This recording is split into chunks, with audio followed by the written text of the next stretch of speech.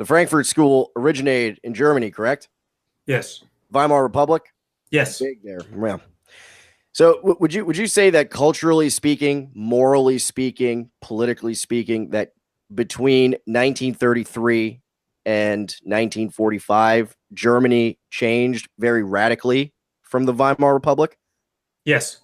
Would you agree that the Weimar Republic was a degenerate, sexually loose, communistic country with rising communism, all kinds of depravity, politically incoherent, economic basket case? And would you then agree that the Third Reich was the opposite of all that? Yes. So what changed in the Third Reich? Well, the Third Reich put an end to the degeneracy and turned to a kind of a racial nationalism. What was the factor, the J factor? What exactly, specifically, what major element was excised from the German body? Well, for instance, Hitler said the most dangerous Jew in Germany was this Jewish professor who was promoting acceptance of homosexuality. So Jews were basically removed from public life in Germany. Okay, so Jews were removed from public life in Germany, and everything went back to normal. Case closed. Enoch, do you want to weigh in? Yeah, I mean, I think that, you know, these elements, if it, like, I first of all, I think it's a bit of a straw man to say that we would say like, oh, everything would just be like wonderful and there would be no social problems at all or something like that if we were to remove Jews from positions of influence.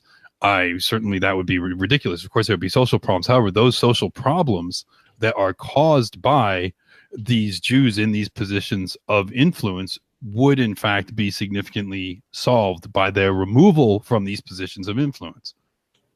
How do you feel about Jean-Paul Sartre promoting non-white immigration into France? Jean-Paul Sartre was you know, but would Jean-Paul, in an atmosphere where there were not, where Jean-Paul Sartre was sort of just like this weird French philosopher that was into weird, like would he have had any power, like absent the organized Jewish community also supporting things like this?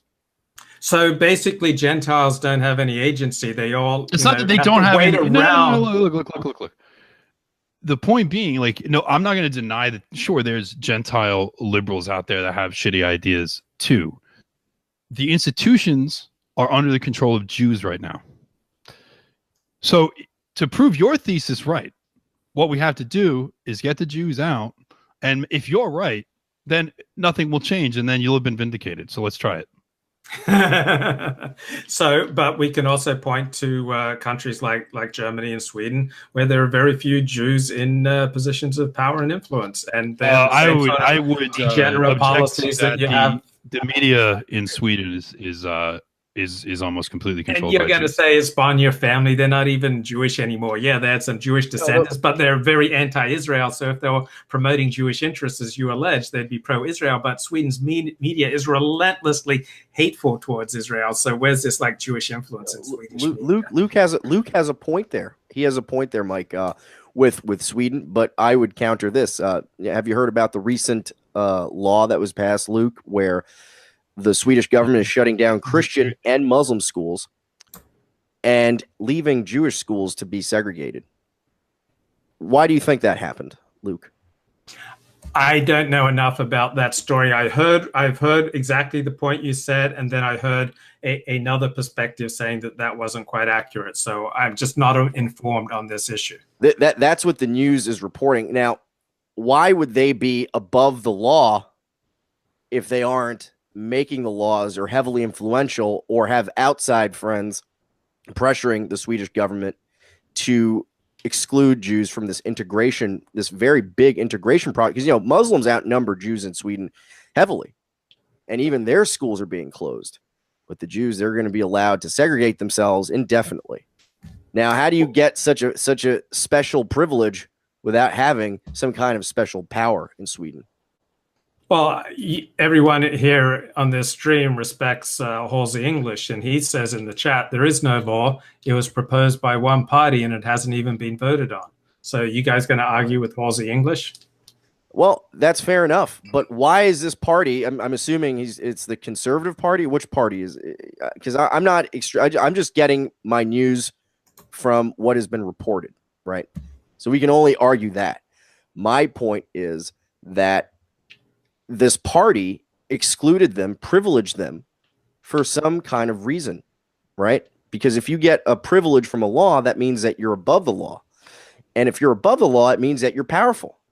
So there has to be an explanation for that. And second of all, Sweden is the culture of Sweden is American culture.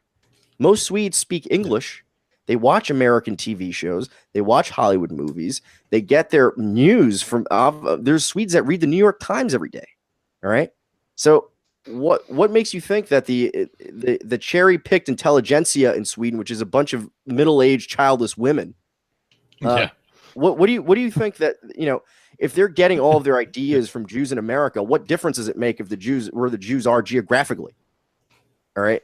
I mean, and of course, there's also many other pressures. Remember, Sweden is in NATO.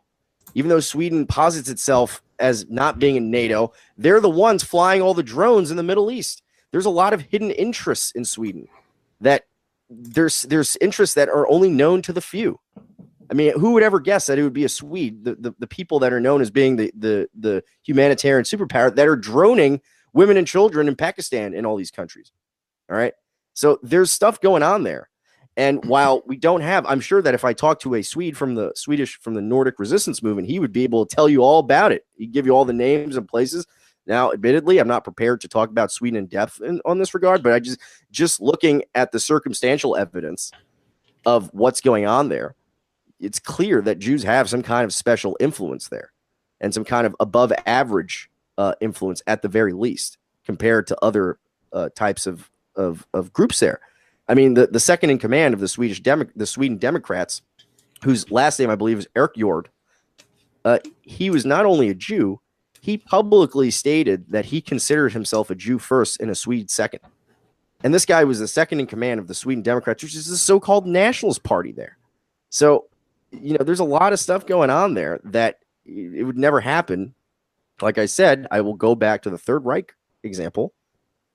There were gays in the Third Reich, but their gay bars were shut down. In the Weimar Republic, the gay bar was the center of the city.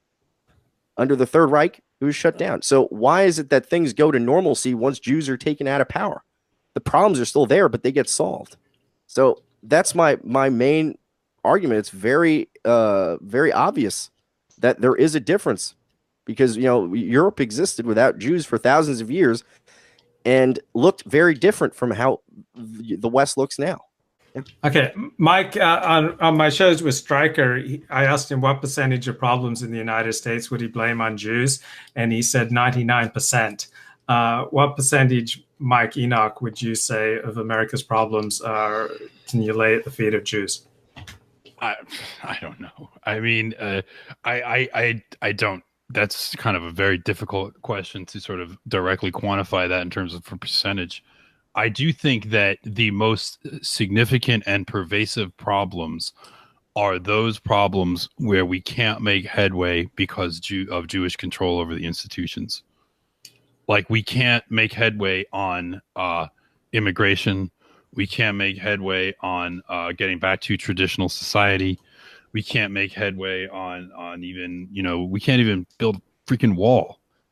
And, this is because of very powerful Jews promoting, at least what they see as Jewish interests. And so like our significant problems nationally and internationally, not just in the US, but in Europe. So it's sort of like Jews are obviously like, unambiguously in control of the United States. Like that's not really, I don't think anybody can really debate that. I mean, the Chinese intelligence services, when they research the United States, they look at it from the perspective that this is a nation